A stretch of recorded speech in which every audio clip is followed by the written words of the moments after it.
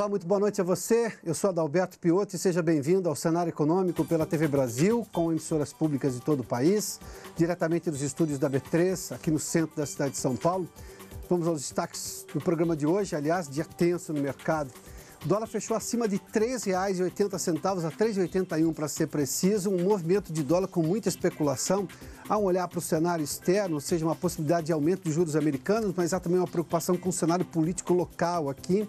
O Ibovespa caiu forte, puxado pelas ações da Petrobras, que ontem tinham se recuperado, a gente vai falar sobre isso também.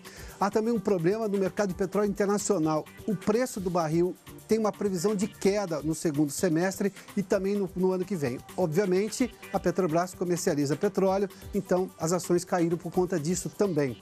No radar, cenário político e preço do petróleo, exatamente essa questão, porque há uma possibilidade de ter muito petróleo de xisto, ou seja, aquele retirado de rocha a partir do ano que vem. A produção industrial cresceu em abril, essa é uma boa notícia. Muda a curva da indústria que estava em queda no primeiro trimestre, mas aí tem uma preocupação com os resultados agora de maio devido à crise dos caminhoneiros, à greve dos caminhoneiros. Obviamente essa subida de abril pode não se confirmar em maio, a gente fala disso daqui a pouco, os dados são do IBGE. E no estúdio, o Fernando Perfeito vai falar sobre justamente, sabe, lixo eletrônico? Pois é, tem toda uma preocupação com isso, a gente fala sobre isso, porque isso tem impacto econômico também, não é apenas ambiental, o que já seria uma tragédia, mas tem impacto econômico disso tudo e a gente fala aqui no Cenário Econômico, que já está no ar.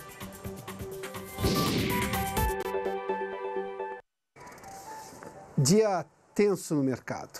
Hoje foi dia de bolsa em queda, com queda expressiva, puxada pelas ações da Petrobras, também dos bancos. O Banco do Brasil caiu bastante, Bradesco, Itaú. Mas a gente viu as ações da Petrobras de novo caírem e nessa oscilação que tem hoje em dia, puxada a Petrobras mais para baixo do que para cima, a gente tem uns números aí para mostrar qual é o comportamento da Petrobras nos últimos tempos. O que a gente tem divulgado diariamente aqui, depois da crise com os caminhoneiros, ou seja, a preocupação com relação à política de preço da Petrobras, mas o dólar também subiu bastante hoje. O dólar, o que a gente vai dar aqui é o dólar comercial, mas o dólar turismo está acima de R$ 4,00. Foi negociado hoje em São Paulo acima de R$ 4,00. Bom, vamos lá. O Ibovespa está aqui. A queda foi de 2,49%, chegou a 76.641 pontos. Tempos atrás a gente falava, coisa de pouco mais de um mês e meio, a gente falava de bolsa acima de 84, 85, 86, chegou a 88 mil pontos esse ano. No mês, para se ter uma ideia, agora com relação ao Ibovespa, em um mês, já caiu 7,79%, só em um mês. Se a gente fizer uma outra análise, no ano, a Petrobras, que ainda tem uma valorização, mas tudo aquilo que se ganhou a quase 88 mil pontos no ano, já, de alguma forma, os ganhos já foram aqui minimizados para 0,31%. Ainda é positivo no ano o Ibovespa, mas está bem abaixo do que a gente tinha recentemente. Ou seja, os ganhos foram anulados justamente por esse movimento recente da Bolsa de pouco mais de um mês ali, que a gente viu, o mês já caiu quase 8%, mas é um pouco acima de um mês e meio que a Bolsa tem caído e caído bastante. Aliás, tem tido comportamentos oscilantes, mas sempre com valores negativos superiores aos positivos. Mesmo os dias que sobem, os dias que caem são maiores, por isso que a gente está tendo esse acumulado no mês de uma desvalorização do Ibovespa de 7,79%. Os ganhos todos no ano foram praticamente anulados devido a esse comportamento da Bolsa nos últimos tempos. Hoje caiu Petrobras, caiu também as ações do Banco do Brasil, caíram de Bradesco, Itaú, ou seja, há uma série de ações, a Ambev, que tem peso muito importante no Ibovespa, também caíram hoje. Um dia de mau humor no mercado. Se a gente olhar agora para o dólar comercial chegou a R$ 3,81. Esse foi o valor final da cotação. E olha que hoje teve intervenção forte do Banco Central. Para você ter uma ideia, normalmente o Banco Central já tinha vendido durante o período da manhã coisa de 15 mil contratos de swap cambial. Aquela venda futura de dólares, ou seja, o Banco Central promete um dólar a determinado valor, congelando o valor de hoje para vender no futuro e com isso contém essa procura especulativa pelo dólar. Não adiantou, voltou ao mercado, vendeu mais 30 mil contratos de swap cambial. Para se ter uma ideia, no mês agora, nós estamos hoje o quê? No dia 5, no mês o Banco Central já vendeu 3 bilhões de dólares no mercado, ou seja, colocou dinheiro no mercado justamente para segurar a cotação do dólar, mas não conseguiu. Em uma semana, o dólar se valorizou 2,14%. Em um mês, já tem uma valorização de 8,12%, ou seja, ninguém está conseguindo segurar a cotação do dólar. Ontem teve uma queda, a gente anunciou aqui, mas hoje voltou em uma pressão muito forte. Tem duas questões que justificam parte dessa valorização do dólar. Uma que de alguma forma é palpável, há uma preocupação com os juros americanos e devem subir mais porque a economia americana está aquecida e o Banco Central de lá pode subir os juros para tentar conter uma pressão inflacionária. É a mesma ferramenta que se usa aqui no Brasil e com isso dinheiro de mercados emergentes saem daqui e vão para os Estados Unidos.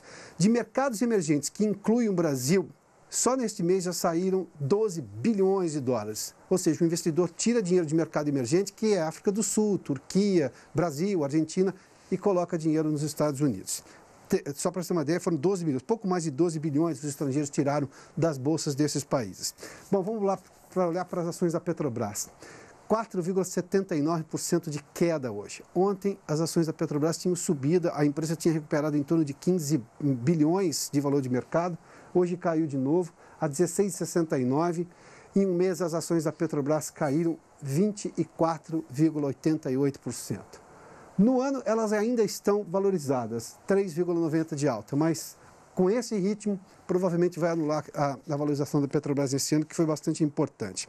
Só para se ter uma ideia, com relação à Petrobras, ontem ela ganhou 15 bilhões de mercado, mas a empresa perdeu mais ou menos 121 bilhões até ontem. A gente vai refazer esse cálculo depois, claro, com os números de hoje que ainda não estão fechados, mas desde aquele começo da crise, a crise agora da greve dos caminhoneiros, ou seja, em pouco mais de 2 semanas a empresa perdeu 121 bilhões de mercado.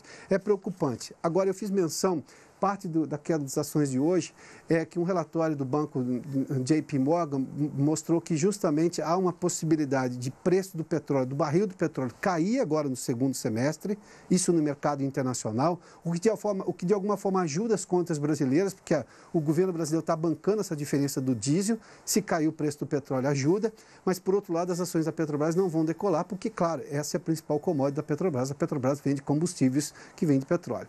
Por outro lado, há uma preocupação maior ainda com a queda do preço do petróleo, porque no ano que vem há uma projeção de aumento da produção de petróleo vindo de xisto, ou seja, mais petróleo no mercado, a cotação do barril cai. Bom, vamos seguir aqui. Daqui a pouco, só a cotação do petróleo hoje, o tipo Brent, que é o negociado em Londres, que vem do Oriente Médio, caiu mais um pouquinho, quase 0,5%. O petróleo texano subiu um pouquinho, chegou a $65 a 0,88 centavos. Daqui a pouco a gente fala da produção industrial. Bom, hoje em Brasília, o presidente Michel Temer disse que o Brasil vai reduzir sua dependência externa de combustíveis. E o ministro da Fazenda, Eduardo Guardia, disse que não há plano nenhum no governo para se subsidiar gasolina ou, por exemplo, gás de cozinha. O Daniel Ita acompanhou tudo isso em Brasília e nos conta agora. Daniel, boa noite.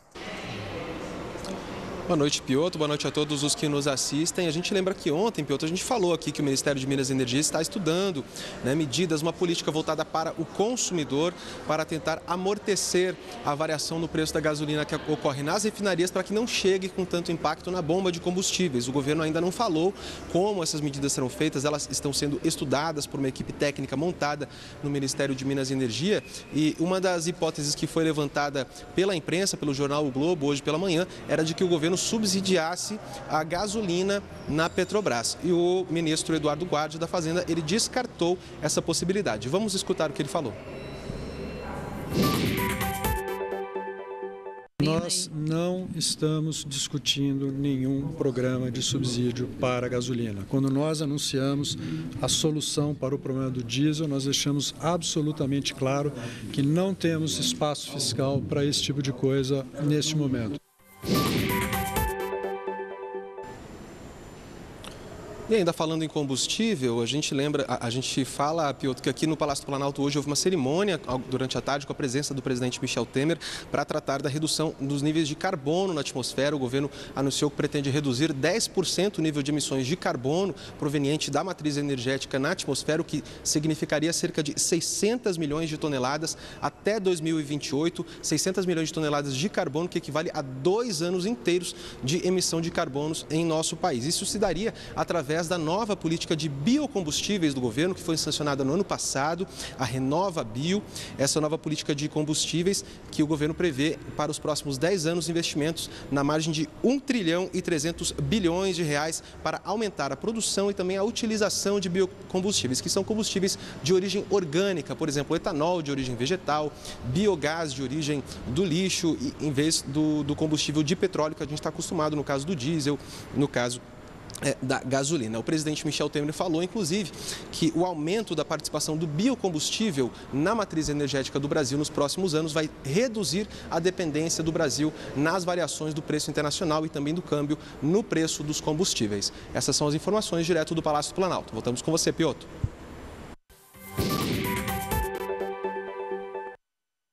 Muito obrigado, Daniel. Bom, essa menor dependência do cenário externo, obviamente, que melhora as contas do governo e a questão ambiental, que essa, sobretudo, é a principal no momento, porque tem uma visão de longo prazo. Bom, enquanto isso, a discussão, se não se discute ainda um subsídio à gasolina, o preço da gasolina, a discussão está realmente no diesel. E a preocupação é justamente o porquê que esse valor negociado com o governo, dos 46 centavos, ainda não chegou na bomba, em todas as bombas, ou seja, no posto de gasolina. O Maurício de Almeida está acompanhando essa discussão porque os donos de postos estão falando que não dá para repassar tudo isso. Maurício, boa noite.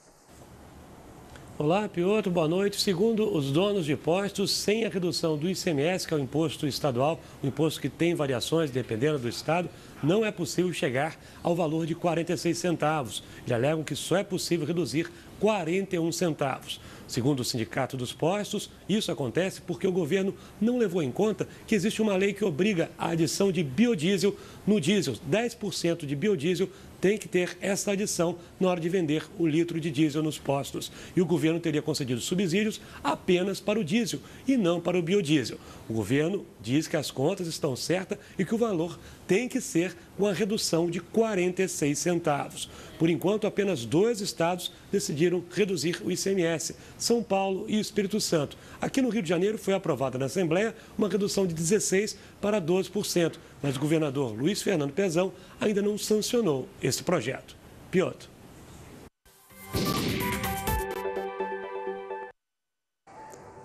Muito obrigado, Maurício. Bom, em São Paulo teve fila dos postos, mas não por conta do desabastecimento, conforme nós vimos nos últimos dias, não. Ou para reabastecer, depois que voltou ali os caminhões, ou voltaram os caminhões a abastecer os postos. É porque teve ali o dia de 100 impostos na gasolina, e aí, claro, o preço ficou menor. A Vanessa Casalino conversa conosco. Vanessa, como é que foi essa operação hoje? Uma operação enche o tanque com gasolina mais barata? Sim, Piotr, sem os tributos, um posto aqui de São Paulo cobrou R$ 1,96 pelo litro da gasolina. É um protesto contra o peso da carga tributária sobre os combustíveis, 55% do valor que chega às bombas. O posto vendeu 6 mil litros de gasolina a este preço a partir de 8 da manhã e antes mesmo desse horário já tinha fila. Essa fila se formou ainda na madrugada. De acordo com os organizadores deste protesto, esta terça-feira marca o fim de 156 dias do ano em que o setor trabalhou apenas para pagar impostos. 2 tributos federais incidem sobre os combustíveis, PIS, COFINS e CID, e um estadual, que é o ICMS, Piotr. Muito obrigado, Vanessa. Bom, vamos ter uma boa notícia agora, porque saíram os números da produção industrial divulgados pelo IBGE do mês de abril. A gente teve um começo de ano bem ruim para a produção industrial, teve queda, inclusive, no primeiro trimestre, mas a gente tem aqui os números agora de abril que são muito bons. Se a gente olhar para 2018, a alta foi de 0,8%. Agora, abril de 2018, uma alta de 0,8% perante o mês anterior de março. Se a gente pegar abril de 2017 com 2018, a alta foi de 8,9%. Esse número é extremamente importante, porque, claro, nós estamos pegando meses iguais, de anos diferentes, mas isso demonstra claramente o quanto que a indústria estava ainda tentando se recuperar da crise no primeiro semestre do ano passado. Agora, essa alta prova exatamente isso, até porque houve recuperação em vários setores industriais. Vamos seguir aqui com os números do IBGE divulgados hoje. No ano, o crescimento foi de 4,5%, ou seja, até agora esse é o acumulado do ano. Nos últimos 12 meses, isso demonstra claramente, olha, 3,9%. Se eu pegar os números só deste ano agora, chega a 4,5%, 3,9%, em 12 meses, o que demonstra claramente que no começo do ano passado a indústria não estava numa situação positiva. E no trimestre imóvel, que é exatamente agora fevereiro, março e abril, o crescimento foi de 0,3%, até porque, olha, fevereiro teve um crescimento de 0,1%, mas março foi um número negativo. Então, por isso demonstra claramente quanto o crescimento foi um pouquinho menor. Vamos lá para a gente olhar. A alta agora, se a gente fizer uma comparação só desse mês de abril com abril de 2017, a alta aconteceu em 24 dos 26 ramos pesquisados. Isso é o que mostra exatamente essa menção que fiz anteriormente. O como que a indústria estava sofrendo ainda no começo do ano passado e agora se recuperou por esse ponto de vista. Os automóveis, caçambas, caminhões, cresceram 40,6%. A base de comparação é a mesma, abril com abril. Produtos alimentícios, 12% e informática, 32,8%. Isso demonstra claramente o quanto que a indústria se recuperou agora em abril. Obviamente que a gente está falando aqui de um dado positivo da indústria, mas aí tem uma preocupação. Depois de janeiro razoável, depois fevereiro, queda em março, recuperação em abril, maio tinha tudo para continuar essa recuperação, mas aí veio a greve dos caminhoneiros, nós estamos falando de 10 dias praticamente de greve, sem contar o depois, ou seja, esse momento de retomada. E aí, obviamente, que o IBGE faz um cálculo, pelo menos aponta, que essa parada de quase 1/3 do mês, nós estamos falando de 10 dias do mês, ou seja, 1/3 sem produção industrial. No mesmo ritmo, pode ser que afete verdadeiramente a produção industrial de maio, e aí a gente só vai descobrir isso lá no final de junho, começo de julho, mas a gente provavelmente vai ter de novo um repique para baixo aqui da produção industrial, apesar desses números extremamente positivos em abril, que demonstra claramente que o país estava se recuperando e que foi só um solavanco daquele começo de ano que é um pouquinho mais frio. Bom, vamos fazer mais frio, evidentemente, do ponto de vista de economia, né? Não necessariamente do calor, porque o primeiro começo de ano no Brasil é sempre quente. Vamos fazer um rápido intervalo, a gente volta em instantes para falar depois um pouco mais sobre, sabe aquele lixo descartável, lixo eletrônico que você descarta, tem que tomar cuidado com aquilo, a gente fala sobre isso, porque tem impacto ambiental e econômico. Logo depois do intervalo. A preocupação ambiental com o descarte de lixo eletrônico é igualmente uma preocupação econômica e números provam isso. Obviamente que a questão ambiental sempre tem um apelo maior, mas a economia pode ser justamente a solução para um problema. Um problema gerado aqui pode ser a solução em outra situação. Bom, teve uma feira aqui em São Paulo, o Green Tech Show, que aconteceu na semana passada. O Fernando Perfeito esteve à frente da feira, do festival, na verdade. Exatamente, né? Tudo bem? Fernando, bem-vindo aqui ao cenário econômico. Quando a gente fala de lixo eletrônico que é descartado, obviamente que a imagem de metal pesado vem à cabeça, que isso contamina o solo, que contamina o lençol freático, que vai voltar para o ser humano e que vai gerar doenças. Bom, qual é a exata situação disso hoje? Por que vocês escolheram esse tema para esse festival? O interessante é o seguinte, nós escolhemos esse tema porque no Brasil ainda a gente produz muito lixo. Hoje o Brasil é o 7º maior do mundo. Todo mundo tem uma gaveta em casa com lixo eletrônico e essas gavetas somadas... Bateria, celular velho... Bateria, celular, e algumas computador... coisas de computador, não é? Isso, né? E isso soma 1,5 milhão de toneladas. Isso é um recurso que você investiu, né, para produzir, para buscar minério, buscar recurso, energia, e hoje você joga fora. Então, a gente tem, além do lado ambiental da contaminação, nós estamos desperdiçando a economia circular, desperdiçando recurso. Então, a gente escolheu esse tema exatamente por causa disso. Ninguém duvida que a tecnologia vai progredir, vai estar embebedada em tudo que nós temos. Ninguém duvida que a tecnologia vai se tornar obsoleta, né? E ninguém sabe hoje aonde descartar. Então, o movimento Green, que nasceu exatamente para, numa ação educacional, mobilizar os jovens, que são nativos digitais, entregar um evento de cultura digital, que é o que aconteceu agora, na semana passada, e deixar para a cidade, articulando recurso com o governo de Mônaco, com as prefeituras e com a entidade privada, os pontos de coleta. Ou seja, a gente faz a solução completa, quer dizer, ensina, né, faz a cultura digital e entrega os pontos de coleta para as pessoas descartarem. Você usou uma frase que eu gostaria que você explicasse um pouco melhor. Você falou de economia circular. Exatamente. No caso, nós estamos falando exatamente de reaproveitamento de materiais. No caso do lixo eletrônico, isso chega em que nível de reaproveitamento? Esse ponto é muito legal. O lixo eletrônico, pelas suas características, ele pode ser 100% reaproveitado. 100%? 100%. Então, você tem zero de descarte na natureza. Então, aquele seu celular usado, seu computador usado, ele tem 2 destinações. Uma, ele pode ser reusado.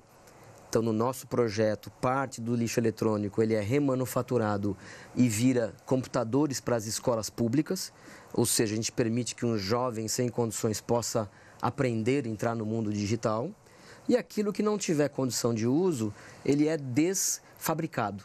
Ele é separado as peças e os seus recursos, o plástico, né, os metais pesados, os materiais metálicos, são reinseridos na cadeia produtiva.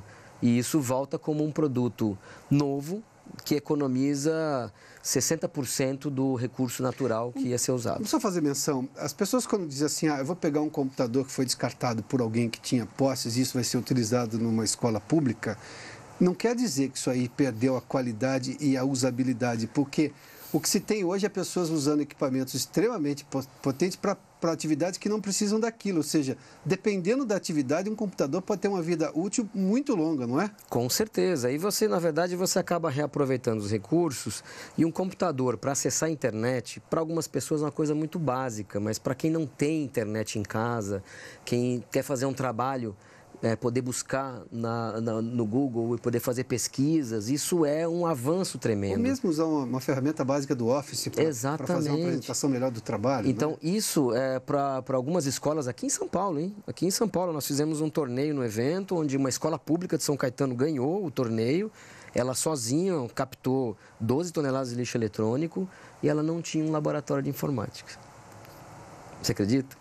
Então, a gente doou 20 computadores que foram fabricados durante o evento para a escola. Você precisa ver a alegria. Esses remodelados. Que nós recebemos no evento, refabricamos através do CRC, o Programa do Governo Federal, e doamos no próprio evento. Que coisa fantástica isso. Aquilo que ia ser jogado fora, descartado. Hoje a escola... Ou seja, não é um festival para falar só de futuro, falou do presente. Exatamente, exatamente. Então, o grande ponto da economia circular do lixo eletrônico é que ela pode gerar inclusão digital, né, como também tem um aspecto econômico. Hoje, nós reaproveitamos os plásticos no Brasil, existem indústrias, né, que conseguem reaproveitar o plástico do lixo eletrônico, mas os metais raros, nós exportamos todos. Então, nós não, como o nosso descarte é muito baixo, só 3%, essa indústria de mineração urbana, de poder recuperar os metais do lixo eletrônico, nós não temos no Brasil. E segundo algumas estimativas da Associação Brasileira da Indústria Eletrônica, se nós conseguíssemos elevar de 3% o descarte correto para 17%, 20%, essas indústrias poderiam vir para o Brasil, fazer essa mineração dentro do Brasil. Ou seja, depende do descarte correto justamente para ter matéria-prima para essa indústria da economia circular. Tem que ter volume. Se ela não tiver volume, ela não vai poder fazer. Não consegue fazer, ficam deficitárias. Qual é o tamanho da consciência? Você falou, o evento é para jovens, evidentemente, e qual é o tamanho da consciência dessa meninada que já nasceu com o celular na mão, ou pelo menos com o computador na mão? O lixo que ele gera eletrônico é maior do que o que eu gerava. Não, isso é interessante. Essa nova geração, né, que a gente chama geração Z, eles são os primeiros nativos digitais. Então, para eles, sempre existiu internet, sempre existiu os devices, né? Eles chegam numa televisão e querem usar o touchscreen, eles estão acostumados. E eles têm uma consciência ambiental muito mais sofisticada do que nós. Então, quando você fala do lixo eletrônico, que nunca ninguém tinha falado, eles conectam imediatamente. Então, a prova disso é o torneio que nós fizemos, envolvemos 85 escolas aqui na cidade de São Paulo, na região metropolitana, com uma coisa muito simples. Levamos uma cartilha na sala de aula e falamos, olha, gente, aquilo que você já usou, descarte no lugar correto, porque isso gera inclusão digital e gera preservação no meio ambiente. A nossa previsão inicial nas 80 escolas era coletar 10 toneladas. Nós fomos absurdamente atropelados. Nós coletamos 77 toneladas em 45 dias. Uau! Então, imagina, 7 vezes mais do que o previsto. Porque os jovens embarcaram no projeto. E os jovens mobilizam a família. Então, é ele que chega para o pai, pai, pega esse computador velho, esse celular velho, vamos descartar no ponto de coleta correto. E tudo isso reflete. Então, além do trabalho nas escolas, que nós coletamos 77 toneladas, nós implantamos na cidade de São Paulo o primeiro ponto de coleta público no Parque Ibirapuera, em parceria com o governo de Mônaco. Estamos implantando amanhã mais 3 parques e até o final do mês vamos completar 14 pontos de coletas públicos, né? Esse ponto de coleta, em menos de 20 dias, já coletou 400 quilos. Então, ou seja, eu tenho disposição das pessoas em levar esse lixo eletrônico para algum lugar, desde que esse lugar exista. Exatamente, nunca existiu. Então, a proposta do projeto é dar essa comunicação, dar acesso, né, e articular com o governo, com empresas privadas esse processo e junto com a indústria também. Bom, nós vamos continuar com esse assunto até para saber qual é a contrapartida dos órgãos para fazer esses pontos de coleta aumentarem, exatamente, porque obviamente tem que ter participação do setor público. Fernando, obrigado pela sua gentileza. Parabéns. Muito obrigado. Obrigado. Pelos números já presentes de recuperação. E esperamos que evoluam cada vez mais. O Cenário Econômico termina aqui. Muito obrigado pela sua companhia, pela audiência. Boa noite a você. Amanhã, quarta-feira, a gente está de volta às 7 da noite aqui na TV Brasil. Até lá.